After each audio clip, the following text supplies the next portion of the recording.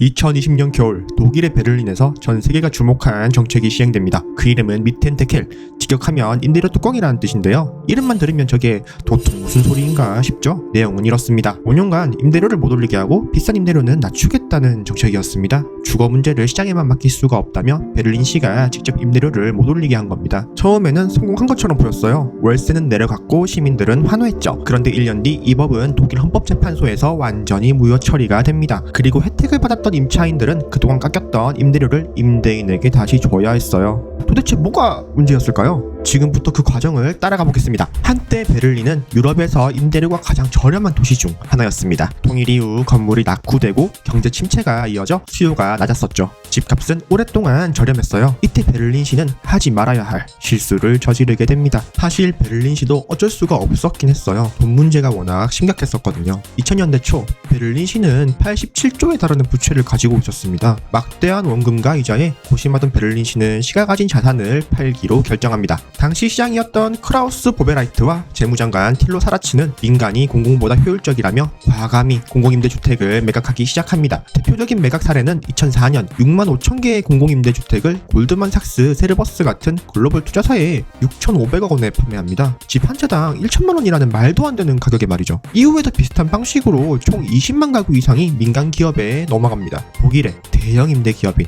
도이체보넨, 보노비아가 이 매각의 최대 수혜자였죠. 그렇게 공공이 떠난 자리에 수익이 목표인 민간 기업이 자리 잡기 시작했습니다. 그러다 시간이 흘러 2010년대 독일 정부는 경제 제도약을 위해 인공지능과 디지털 기술을 본격적으로 육성하기 시작했고 수많은 스타트업들이 생겨나기 시작했습니다. 그 중심에 있던 도시가 바로 베를린이었죠. AI 육성, 기술 창업 보조금, 공용 오피스 활성화 등 다양한 정책으로 베를린은 유럽 내에서 가장 실험적이고 진취적인 도시로 바뀌기 시작했습니다. 자연스럽게 스타트업 창업자, 고학력 외국인, 글로벌 기업의 직원들이 베를린에 몰려들었고 실제로 2010년부터 2019년까지 베를린의 인구는 약 30만 명이 증가했고 외국인은 50% 이상 증가했죠. 근데 문제는 수요는 늘어나는데 공급이 그대로였습니다. 거기다 이미 임대주택의 상당수가 민간 기업의 소유로 바뀌었기 때문에 그들은 시세를 기준으로 임대료를 책정했죠. 수익률이 높아지면서 많은 부동산 투자자들이 몰려들었습니다. 2010년 한 평당 2만 6천 원이었던 임대료는 2019년 4만 3천 원을 넘겼고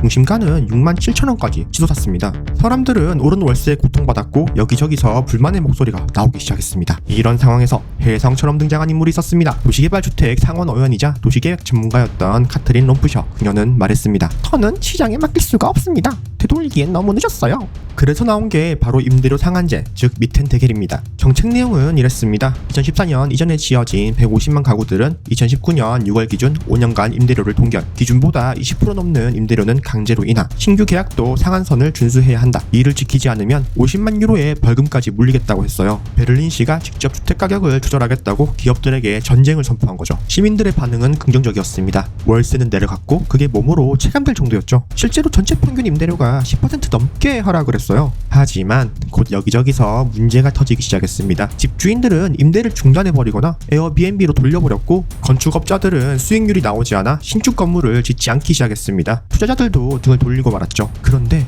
가장 큰 문제는 이게 아니었어요. 진짜 문제는 법의 권한 그 자체였습니다. 정말로 베를린시는 이런 법을 만들 자격이 있었을까요? CDU 소속 연방의원이자 법률 전문가였던 얀 마르코 루치아, 그는 말했습니다. 임대료는 연방정부가 다릅니다.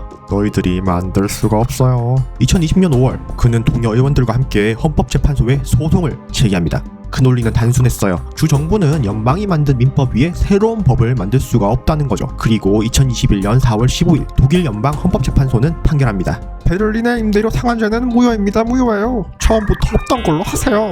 이 판결의 후폭풍은 대단했어요. 정책은 한순간에 사라졌고 수십만 명의 세입자들은 그간 할인받은 월세를 다시 토해내야 했죠. 몇 달치의 월세를 한꺼번에 내야 했고 충격은 상상 이상이었습니다. 정책을 추진했던 롬프셔는 정치판에서 매장당했고 롬프셔의 정책을 지지했던 당은 큰 타격을 입었습니다. 법은 실패했고 개입은 무력화되었습니다. 그리고 임대료 문제는 다시 제자리로 돌아왔죠. 2021년 9월 시민들은 국가에 민원을 넣었습니다. 민간이 가진 대형 아파트를 시가 강제로 매입해야 합니다. 임대료가 너무 높으니까 나라에서 나서주세요. 베를린 시민의 59%가 찬성을 했습니다만 행정 절차만 반복 중이고 법제화되지 못했습니다. 그리고 지금까지 단 한 건도 실제로 매입되지 못했습니다. 이 이야기가 남일처럼 느껴질 수도 있겠지만 한국도 비슷한 상황입니다. 서울의 드론세 가격은 지난 10년간 많이 올랐고 2020년 임대차 3법으로 정부가 규제를 했지만 공급 부족으로 임대료는 계속 올랐습니다. 베를린의 사례는 우리에게 말해줍니다. 공공과 민간의 균형 그리고 단기간 억제가 아닌 장기적인 공급 확대 정책이 필요하다는 것을 말해줍니다. 여러분들의 생각은 어떠신가요?